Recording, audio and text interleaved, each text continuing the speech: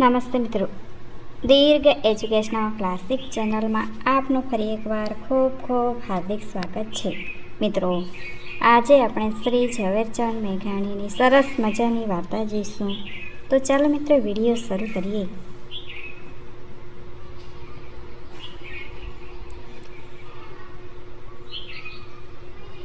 રોહિણી.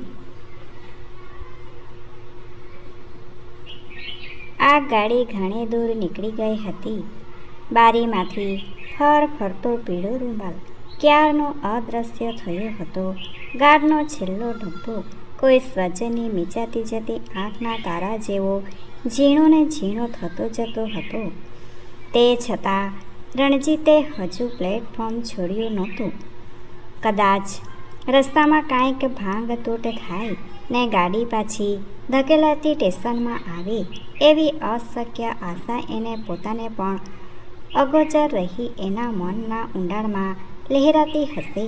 સ્ટેશનના ફેરિયાવાળા અને પહેરવાવાળાએ નવરા પડી હથેળીમાં જરાદાની ચપટી જોડે ચૂનો ચોડી જ્યારે તાળોટા માર્યા ત્યારે જ રણજીતે ધ્યાન ભંગ થયો. પેલાઓના તળોટા તો જરદામાંથી વધારાનો ચૂનો ઉડાડી નાખવા પૂરતા જ હતા, પણ રણજીતે લાગ્યું કે કોઈકે પોતાની ઠેકડી કરી રહેલ છે. નક્કી કોઈકે એની અને રોહિણીના પ્રેમ ચેષ્ટાઓ નિહાળી લીધી છે.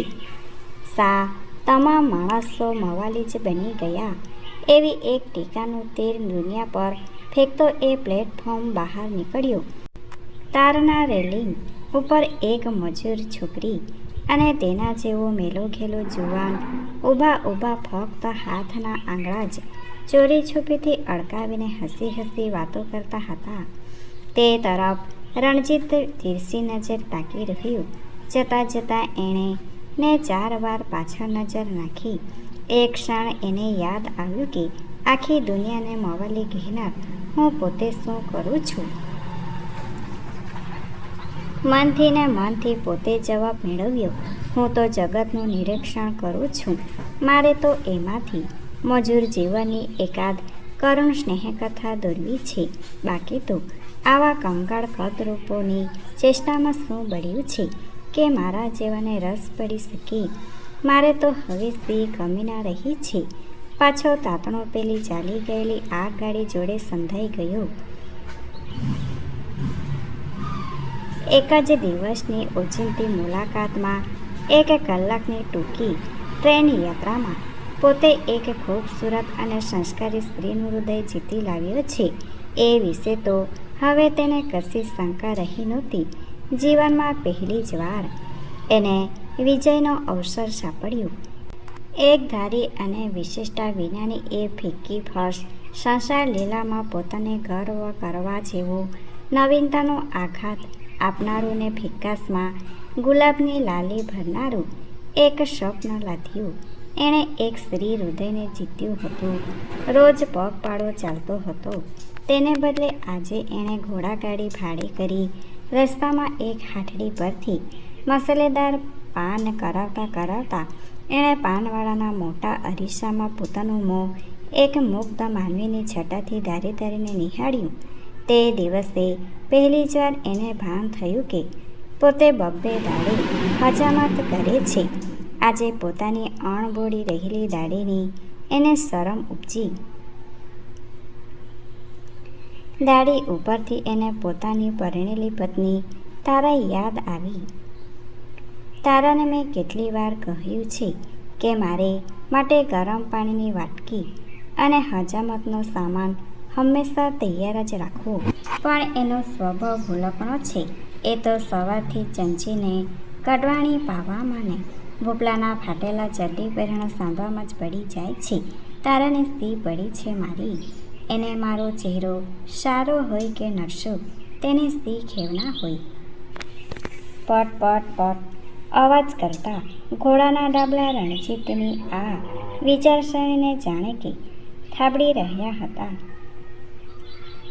પોતે ઘેર પહોંચ્યો તેટલા વખતમાં તો રણજીતને એક તારમ્ય જડી ગયું હતું કે મારી પત્ની તારા મને ચાહતી નથી. મારા મન જોડે તારાના મનને કશો જ મેળ નથી. એણે તો એના છોકરા અને એના રસોડાને જે નિરાળી સૃષ્ટિ વસાવી લીધી છે એ સૃષ્ટિમાં જ એ મસ્ત છે. રજડી પડ્યો છું ફક્ત હું જ. છેલ્લા 5 વર્ષના જીવનપટ ઘૂમી વળેલા એના હૃદયને પ્રત્યેક વિચાર માર્ગથી એક જ મુકામ મળી આવ્યું કે તારા મને ચાહતી નથી, મને એ સમજતી નથી, અમારે કશો જીવન મેળ નથી. જીવનના એક વિરાટ પ્રશ્ન ઉપર આવો સ્વસ્થ વિચાર કરવાની શાંતિભરી અનુકૂળતા આપનાર ગાડીવાનને એણે એક આનો વધારાનો ચૂકવ્યો. વેણી લો વેણી, એક બાઈનો અવાજ સંભળાયો.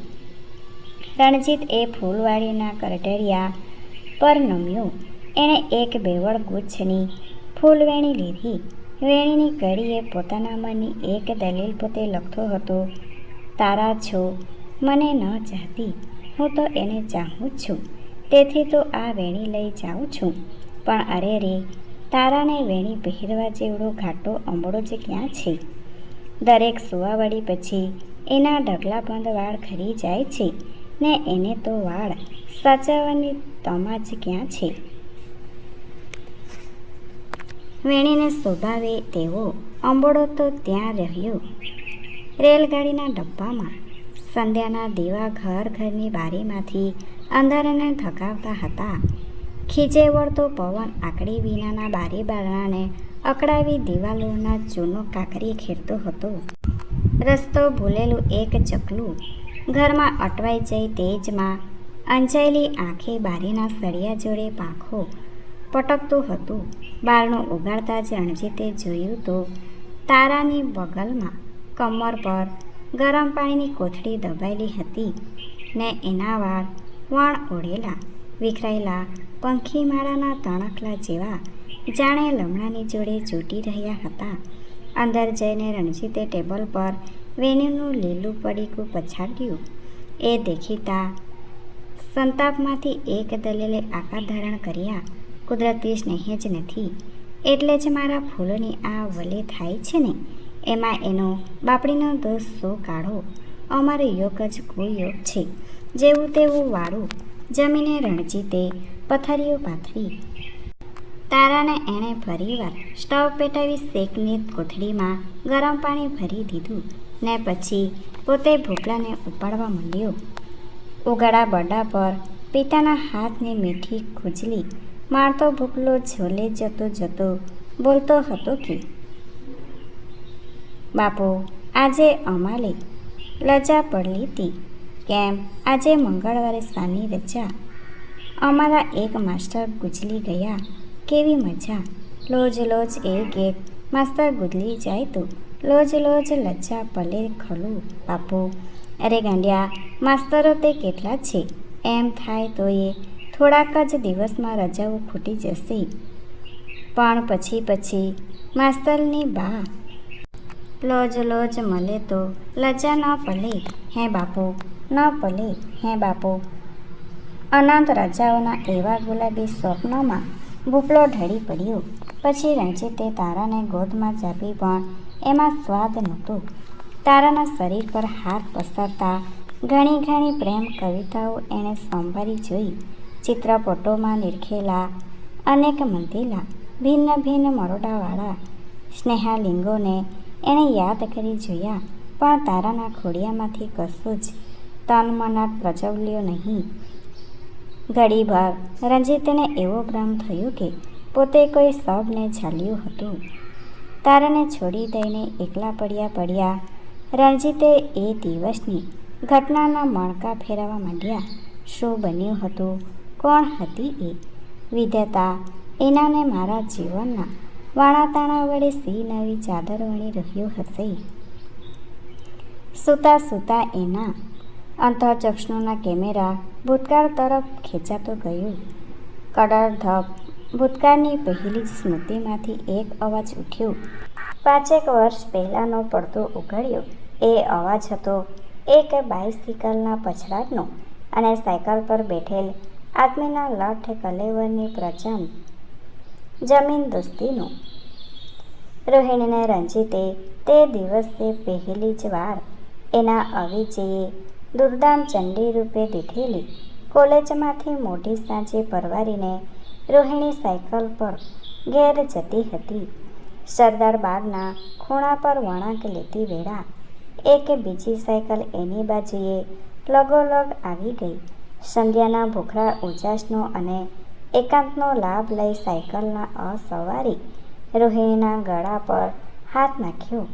રોહિણીએ એને ધક્કો મારી સડકની ફર્શ સંબંધી પર ચત્તોપાટ પટક્યો ને પછી એ ગંભીર ઈજા પામેલા મૂર્છિત માણસને ગાડી કરી ઇસ્પિતલે પણ રોહિણીએ જ પહોંચાડ્યો. રણજીત વગેરેને 3 જણા ત્યાં ફરતા હતા. સહોએ કહ્યું કે આ બાબત રોહિણી ફરિયાદ કરે તો અમે એના સાક્ષીઓ થશું. રોહિણીએ જવાબ આપેલો કે ફરિયાદ તો એને માર પડ્યો છે માટે એ કરશે ને હું ઈચ્છું છું કે તમે એના જાત ભાઈઓ તરીકે એને જ પક્ષે સાક્ષી પૂરજો. તમે બધા કાંઈ એનાથી જુદા નથી. તમારી પોતપોતાની સ્ત્રીઓને પૂછી જોજો. એમ કહીને એ કડવું હાસ્ય કરતી પોતાની સાયકલ દોડાવી ગઈ હતી. ભૂતકાળની સ્મૃતિનું બીજું પળ બેઠાયું. કોલેજના વર્ગો શરૂ થયા છે પણ એક આળસુ અધ્યાપક હજુ આવેલ નથી. 200 છોકરાના ગણગણા થંભી ગયા. 400 આંખોએ જોયું કે રોહિણી પ્રોફેસરની બેઠક ઉપર જઈ ઊભી છે ને એક ચિઠ્ઠી હવામાં ફરકાવતી આખા વર્ગને સંબોધી રહી છે. આજે સવારે મને આ ચિઠ્ઠી મળી છે. એમાં મારા પર લખાઈ આવેલ છે કે હું તારી જોડે ફરવા આવવા આતુર છું. મને તારો સાથ નહીં આપે. મારા દિલમાં બીજું કાંઈ નથી. એકવાર તારી જોડે ફરવાની ઝંખના છે. લી તારા સ્નેહનો તરસ્યો. ચિઠ્ઠી વાંચીને પછી એણે એ નિઃશબ્દ વિદ્યાર્થી સમુદાય તરફ મોં મલકાવ્યું ને કહ્યું, લખનારને હું અહીં જવાબ આપું છું કે જરૂર હું તારી જોડે ફરવા આવું. તમે 100 યુવાનો છો, હું પણ યુવતી છું. તમને કોઈને મારી જોડે ફરવા મન થાય એમાં પાપ નથી, શરમ નથી. તમે માગણી કરો તો હું સુખેથી તમારી માગણીનો વિચાર કરું. હા કે ના કહું. પણ આ નામ છુપાવવાની નામર્દાઈ શા માટે? નનામી માગણી કરનાર કાયર પોતાની જાતે જ પોતાનો તિરસ્કાર કરાવે છે. મારી જોડે ફરવા આવનારને જો પ્રગટ થવું નથી તો એનો જવાબ એક જ હોઈ શકે ને તે આ રહ્યો. એમ કહીને એણે એ નનામી ચિઠ્ઠીના ઝીણા ઝીણા ચૂરા કર્યા હતા ને એ પછી શાંત દર પર સમેત પોતાને સ્થાને જઈ બેઠી હતી. અધ્યાપકને આવતા 5 કલાકનું વધુ મોડું થયું પણ એ 15 મિનિટ સુધી જાણે વર્ગમાં બેજો તેમજ દિવાલો સિવાય કોઈ જીવતા જીવની હાજરી જ નહોતી. પછી તો રોહિણીના નામના ભણકારા ઠેર ઠેર અથડાયા. રોહિણી શબ્દમાંથી અગ્નચક્રની પેઠે તણખા છૂટા. એ એક સ્ત્રી હતી તેથી એના તેજ પુંજનો દ્વેષ કરતા પુરુષ વિદ્યાર્થીઓ કોલેજના વ્યાખ્યાનખંડની સભાઓ દરમિયાન બેશક ગેલેરીની અંદર બેઠા બેઠા ઈંડું કે ભજ્યું રોહિણીના શરીર પર તાકીને પોતાની નિર્ભયતાને વ્યક્ત કરતા પણ પ્રત્યક્ષપણે રોહિણીની આડે ઉતરવાની એની છાયાને કાપવાની કોઈ જુવાનની મજાલ નહોતી. રણજીતે એ અરસામાં કોલેજનો રણમ અને ભદ્રિક ગણાતો વિદ્યાર્થી હતો. નારી સન્માનનો એનો ભાવ આ મવાલી છોકરાઓની હીન ચેષ્ટાને કારણે ક્ષણે ક્ષણે ઘાયલ બનતો અને એક દિવસ એણે રોહિણીને કોલેજના દરવાજા કને જ આંબી જઈને કહેલું કે મને તારા વધુ વિદ્યાર્થીના આવા અપકૃત્યથી શરમ આવે છે. એક પુરુષ તરીકે હું આપની ક્ષમા ચાહું છું. રોહિણીનો જવાબ પણ એને યાદ હતો. વક્ર હાસ્ય કરીને રોહિણીએ સાંભળેલું કે શિવલી નો ધંભ ન કરો. તમારા રોષની લાગણી હોત તો તમે ત્યાં ને ત્યાં એ મવાલી છોકરાની સામે તમારી મર્દાઈનો મુકાબલો કરાવ્યો હોત. તે સિવાય તો હું તમારા જેવા દુર્લભોના નારી સન્માન કરતા એ મવાલીના નારી ધિક્કારને ચડિયા તો ગણું છું. વિદ્યુતથી ન ઝલાતી, વાત વાતમાં છટકી જતી ચપલા રોહિણી તે પછી તો પોતાના પડઘા મૂકીને સંસારમાં ચાલી ગઈ હતી. ને સાંભળવા પ્રમાણે એણે એના પિતાના ઘરનો પરિત્યાગ કરેલો. કારણ એમ બોલાતું હતું કે પિતાએ રોહિણીની માતાના મૃત્યુ પછી ઘણા બાળકોને રાણે રીતસર લગ્ન ન કરતા એક આધેડ ઉંમરની ઉપપત્ની રાખી લીધી હતી અને ઘરની રખેવાળ તરીકેનો એને દરજ્જો આપ્યો હતો. પરંતુ એનું સાચું સ્થાન તો નવી ગૃહરાજ્ઞીનું જ હોવાથી એ વારંવાર પોતાના સાવકાર છોકરા ઉપર સત્તા ચલાવ્યા કરતી. એની આજ્ઞાને વશ બની રહેનાર બાળકોમાં અપવાદરૂપ એક રોહિણી જ નીકળી. એણે પિતાજીને સંભળાવી દીધું કે આપ એને રીતસર પરણી લો તો હું એને બાદ શબ્દે બોલાવી એની યાજ્ઞાઓ ઉઠાવવા તૈયાર છું, પણ રખાત પ્રત્યે તો માતાનો ભાવ બતાવવાનું મારે પોતે અશક્ય છે. આ અશક્યતાના મોટા પર રોહિણીને બાપનું ભર્યું ઘર છોડવું પડેલું. ટ્યુશનો રાખી એ જુદો એકલ સંસાર ચલાવતી. લોકો વાતો કરતા કે એકવાર રાત્રિએ રોહિણીએ એક ગૃહપ્રવેશ કરવા આવનાર પુરુષને રિવોલ્વર વતી જખમી કરેલો. લોકોની આવી અત્યકૃતિ પછવાડે સત્ય ફક્ત એટલું જ હતું કે રોહિણી હંમેશા એક છોરી પોતાની બાજુમાં જ દબાવીને જ નિંદ્રા લેતી. તે પછી તો ધરતીના પોળોને પલાળી 4-5 ચોમાસા ચાલ્યા ગયા. દુનિયા ઘડીક નવી તો ઘડીક જૂની ને ઘડીક બુઢી તો ઘડીક પાળા બનતી ઘણી ફેરફૂદડીઓ કરી વળી ને જગત જેને ચમત્કાર ગણી વંદે છે તેવા કઈ વિધિ યોગનું ટાંકણું આવતા આજે આ બીજા જ નગરમાં ઓચિંતા એક ટ્રેનમાં 2 જણાનો મેળાપ થયો. ગાડીમાં ગીર્દી ઘણી હતી. એક બાઈને ઊભેલી દેખી કેટલાક જુવાનો બેઠક ખાલી કરી ખડા થયા, પણ એ તમામને તિરસ્કારયુક્ત ના પાડતા. રોહિણીએ રણજીતની જોડે દૃષ્ટિ મળતા મોં ઉપર હાસ્યના ફૂલદાડા રમાડ્યા. સાંભાર એણે રણજીતનું આસન સ્વીકારી લીધું. બીજે સ્ટેશને તો ગાડી ખાલી થતાં બેઉએ સામસામી બેઠક લીધી અને પછી કોલેજની જૂની ઓળખાણના એક પછી એક પડદા ઉપડતા ચાલ્યા. રોહિણી ત્યારે વિદ્યુતના અગ્નિ ચમત્કાર છોડીને શ્યામલ વાદળીથી સ્નેહવર્ણ બની ગઈ. તમે ક્યાં છો? તમે શું કરો છો? કોલેજમાં હું. એક તમારા મોંને જ નથી ભૂલી શકી. એવા ઉદ્ગારો એના મોંમાંથી વહ્યા. શા માટે નથી ભૂલી શક્યા? કોણ જાણે કોઈક અકળ દેવો દેશ એણે નિશ્વાસ નાખ્યો. હમણાં અહીં રહેશો? રણજીતે પૂછી લીધું. તમને વાંધો ન હોય તો? રોહિણીએ રમૂજ કરી. મને શાનો વાંધો હોય? ક્યારેક આ રીતે ટ્રેન ટ્રામમાં ભટકાઈ જવાનો ભય તો ખરો જ ને. ભય શાનો? તમને નહીં, બીજા કોઈને. બીજા કોને? અમારી જાત બહુ ઈર્ષાળુ છે રણજીતભાઈ. રણજીત સમજ્યો ને એને પોતાને ઉતારું ટેન્શન આવતા એ ઉઠ્યો. કેટલીક આ ગાડીઓ થોભે છે ત્યારે થડકાર કરે છે. એનો થડકારો હજારો ઉતારોને અથડાવે છે. એ હજારોમાંથી કોઈકને નસીબે એ થડકાર મીઠો અને ઉપકાર બની જાય છે. આ ગાડીએ બાકીની ફરજ બજાવી. ડરતા રણજીતે રોહિણીએ હાથ ટેકવીને સ્થિર કરી લીધું.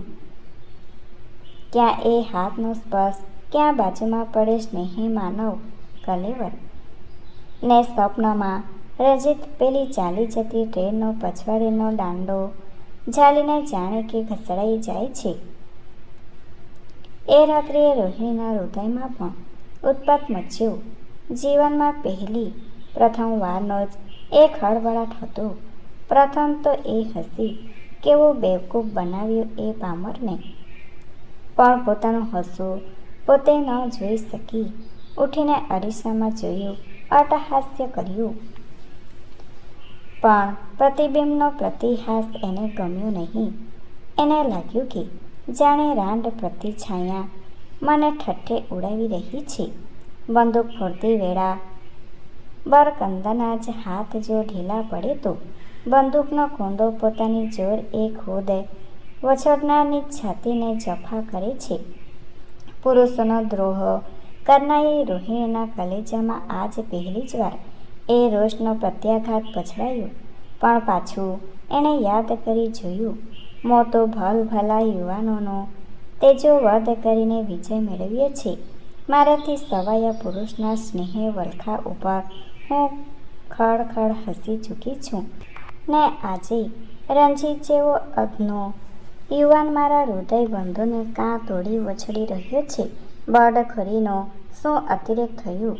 સૂતા સૂતા અનુભવના, અવલોકનના તેમજ વાંચનના પાનાં ફરી ફરી સ્મરણમાં ઉથલાવી ગઈ, પણ એનો જૂનો જાતિ વિદ્રોહ તે સમય પોતાની ફેણ માંડી શક્યો નહીં. મનને રોહિણીએ પટકાવ્યું. કદાચ આ મારી અનુકંપા છે, માત્ર એથી વધુ કશું નહીં. અનુકંપા, માત્ર અનુકંપા, વધુ કશું નહીં, એવું રટણ કરતી રોહિણી સૂતી.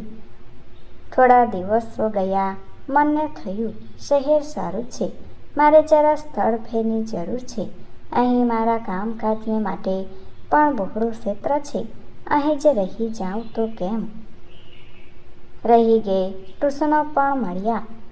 તારા રણજીતે એક રાત્રિએ શિક્ષણનો બહોળો વિષય છેડ્યો. તું ઘેર થોડો અભ્યાસ ન કરી? તમે ભણાવો તો કરું. ઘણી કદી માસ્તર બની જ ન શકે. જોયું. એક અઠવાડિયામાં રણજીતે તારાને થકાવી દીધી. પૂછ્યું, હવે પુરુષ શિક્ષકની કને તો નહીં ભણું? કેમ, ખાઈ જાય? કોણ જાણે, ગમે નહીં. મને કશો વાંધો નહીં, હું ખરું કહું છું. મારા પેટમાં જરીકે શંકા કે ઈર્ષા નથી. પણ તારાએ ન માન્યું. એ શિક્ષિકા આવી, રોહિણી. વારંવાર મળવાનું નિમિત્ત ખડું થયું. રોહિણીએ રણજીતને એક સ્નેહભર્યા અને ગૃહપ્રેમી સ્વામી દીઠું. તારા ભણે ત્યારે રણજીત બંને બાળકોને લઈ બહાર નીકળી જાય. તારાની આંખો ન દુખે તે માટે રણજીત વહેલો ઉઠી રસોઈ માંડી દે. કામવાળો ન આવ્યો હોય ત્યારે રણજીત તારા કનેથી જૂટીને તમામ કપડાં લઈ ધોઈ નાખે. ના તારા, તારો અભ્યાસ બગડે. સાચા હૃદયની રણજીત તારા પર વહાલ ઠેલાવવા મથતો હતો. પણ એની દશા સામાપુરે નદી પાર કરનારા જેવી હતી. પગ નીચે લપસાણા પથ્થરો હતા. ઓહોહો, ભલે પણ રણજીત એ જ વાત ગોખતો. તારાને મારા દિલ સાથે ભેડી રાખવા હું કેટલા પ્રયત્નો કરું છું. હટો, રોહિણીના વાળની સુવાડી શ્યામલ લટો. મારા મોં પરથી ભલે થઈને હટી જાઓ, પણ પોતાનું મોં લૂછતો લૂછતો એ વારંવાર થંભી જતું. એ કેસલટો ઉડી ઉડીને એની કલ્પના પર પથરાતી. તારા પિયર ચાલી રોહિણી સ્ટેશન વળાવવા આવી હતી. બંને છોકરા રોહિણીને ભાજી પડ્યા હતા. એક બાળક રોહિણીને ફઈબા કહી સંબોધતું ને બીજું એને માસીબા કહેતું. તારાને તો બેવડી સગાઈનો લહાવ લેવાની મજા પડી. રોહિણીથી છૂટી પડતા તારાને વસમું લાગ્યું. રોહિણી બહેન તો તારાને નવી સંજીવની આપનારા હતા. પોતાના જીવનમાં આટલો ઊંડો રસ લેનાર પહેલું જ માનવી રોહિણી હતી. રણજીતને જાણે કે રોહિણી બહેને જ પત્નીમાં ને બાળકોમાં વધુ રસ લેતો કર્યો હતો. ગાડી ઉપડી ત્યારે જ બરોબર રોહિણીએ બેઉ છોકરાને માટે રેશમી કપડાની એક એક જોડ ડબ્બાની અંદર ફેંકી ને તારાએ બેઉ બાળકોના નાના હાથ ઝાલી બારીની બહાર છે કે ક્યાં સુધી માસી ફઈબા ના લહેરાતા રૂમાલની સામે વિદાય નિશાની કીધા કરી. ગાડી ચાલતી હતી. તેના પેંડાના અવાજ જોડે મોટું બાળક તાલ મેળવતું હતું. માસી ફઈબા, ખડ ખડ ખડ. માસી ફઈબા, ધબ ધબ ધબ. માસી ફઈબા, ધડપ ધડપ ધડપ. નાનું બાળક માસીની આપેલી બિસ્કિટનો અડધો રહેલો ટુકડો બે હોઠ વચ્ચે લબડાવતું ઊંઘતું હતું. વાદળીઓ ચંદ્રને ગળતી અને પાછું બહાર કાઢતી આકાશને માર્ગે ઘેલતી જતી હતી. નીચે દરિયો થાકી લથપથ પડેલો સુખ વિરામ શ્વાસ લેતો હતો. દરિયાની તમામ જીવલેણ તરંગાવળ જાણે કે સામટી મળીને વરણ બની એક તરતા મછવામાં સંગ્રાઈ ગઈ હતી. બે માનવીઓના હૃદય વચ્ચે એ વહેંચાઈ ગઈ હતી. રોહિણી રણજીતના ખોળામાં રડતી રડતી પડી હતી. મછવો એ રુદનનો બોજો જાણે માંડ માંડ વહેતો હતો. માછીઓ હળવા હલેસા નાખતા માછી ગાગરના તાન મારતા હતા. આપણે એમ કરીએ, રણજીતના સૂરમાં સ્વસ્થતા આણવાનો પ્રયત્ન હતો. હું જગતને જાહેર કરીશ કે મારે અને તારાને પ્રથમથી જ હૃદય મેળ નહોતો. મેં બધા પ્રયત્ન કરી જોયા, પણ રોહિણી એક બાજુ ખરી ગઈ. રણજીતે ઉમેર્યું, ને તમે એમ જાહેર કરો કે મેં તો સમાજના રૂઢિ દુર્ગને આઘાત દેવાના હેતુથી જ બંધ કર્યું છે. પછી આપણે ક્યાંક નીકળી જઈશું. હા, પછી રોહિણીએ પડકાભેર મોં રાખીને જ પૂછ્યું, ને હું સમાજને કહીશ કે તારાને એની ખુશી પડે ત્યાં પોતાનું દિલ જોડવાની છૂટ છે. રોહિણીએ પાસું બદલ્યું. એની આંખોની જ્વાલાઓ રણજીતની આંખોને સળગાવતી રહી. એણે એક પણ શબ્દ ન કહ્યો. નિર્મહીને નિર્વિકાર કયોગી જેવો મછવો આવડા ભદવા જ્વાલા મૂકીને પોતાના હૈયામાં સંગરતો કિનારે પાછો આવ્યો. બેઉ જણા જુદા પડ્યા. ત્રીજે દિવસે તારાને લેવા સ્ટેશન ઉપર રોહિણી જ ગઈ હતી. રણજીતને ખબર જ નહોતી. છોકરા ફઈબા માસીને ભાજી પડ્યા. પેલું ફઈબા માસી ધબકનું જોડકણું સંભળાયું. તારાએ પણ રોહિણીને ગળે હાથ વીંટીને વહાલ કર્યું. પૂછ્યું, તાર કેમ તમારા નામનો હતો? કેમ કે મેં જ તમને તેડાવ્યા છે. રોહિણીના મોં પરથી આપત્તિના અક્ષરો વાંચી શકાતા હતા. તારાના દિલમાં ફળફળાટ મચ્યું. ઘેર જઈને રોહિણી તારાના ખોળામાં ડગલો થઈ પડી. તારાએ રોહિણીના શરીર પર અકથ્ય કરુણ કહાણી ઉકેલી લીધી. ને પછી તો રોહિણીએ પોતાનું તમામ હૈયું ખોલી નાખી પોતાનો સંકલ્પ ધરી દીધો. તારાને બેમાંથી એક પસંદગી કરી લેવાની હતી. કાં તો ઘરની અંદરથી રણજીત રોહિણીની સદાકાળ હિજરત અથવા તો રોહિણીનો સદાકાળનો ઘરમાં ઉમેરો. હિજરત કરશે તો આ બેવ જણા જગતના ચક્રમાં પછડાઈ છૂંદો બની જશે. એ વાત દીવા જેવી સ્પષ્ટ હતી. ને જો રોહિણી ઘરમાં પ્રવેશ કરશે તો કદાચ પોતાને પિયરવાસ સ્વીકારવો પડશે એવી ખાસ ધાસ્તી હતી. તારાએ પોતાનું જ અમંગળ પસંદ કરી લીધું. પોતાની સાક્ષીએ એણે બેઉ જણાનો હસ્તમેળાપ કરાવ્યો. પોતે જ રોહિણીના હાથમાં પાણી ભર્યું શ્રીફળ રોપ્યું. પોતે જ કંકુનો ચાંદલો કર્યો. પ્રભાતના છાપામાં હાહાકાર સૂચવાતા મથાળા હેઠે આ એક સામાજિક ઉલ્કાપાત ઉપર આગ ઝરતા લખાણો આવ્યા.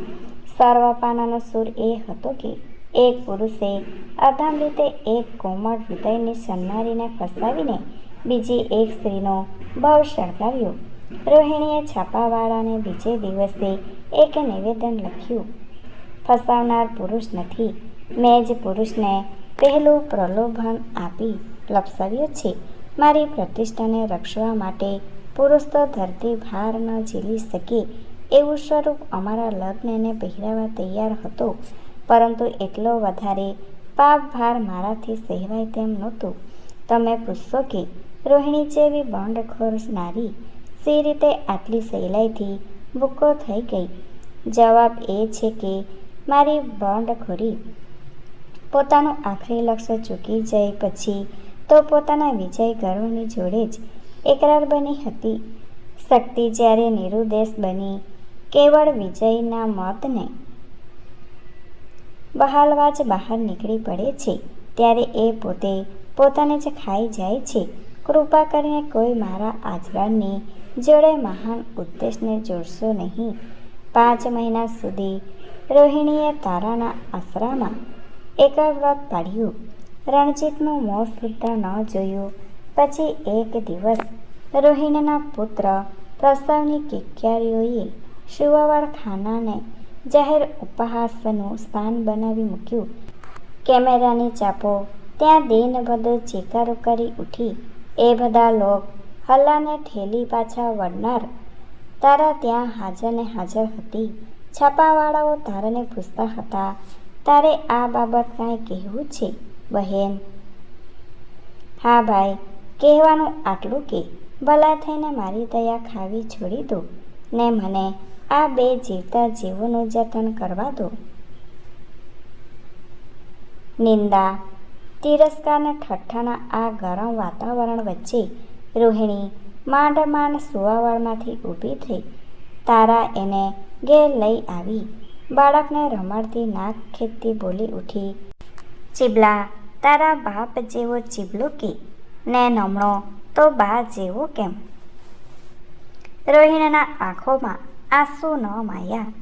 એના મોંમાં તારાએ ઠાસી ઠાસીને દિવસ રાત હાસ્ય ભરી દીધું. 2 મહિને રોહિણીએ તારાના પગને આંસુએ પખાડી પખાડી માંડ રજા મેળવી. બાળકને લઈ જુદું ઘર વસાવ્યું. ફરી પાછા એના ટુસ્સનો બંધાયા. જગતની યાદદાસ્ત અતિ ઉદાર, અતિ બોલકણી છે, એટલે જગત જીવતું રહ્યું છે. તારાએ રણજીતની પથારીનો ઓરડો સદાને માટે સમજણ કરી લઈને ત્યજ્ય હતો અને રોહિણીને ઘેર પણ તારાને સાથે લીધા સિવાય રણજીતે ન જવું એવો રોહિણી રણજીત વચ્ચેનો હંમેશાનો કરાર હતો. Thanks for watching. Please subscribe my channel. Thank you.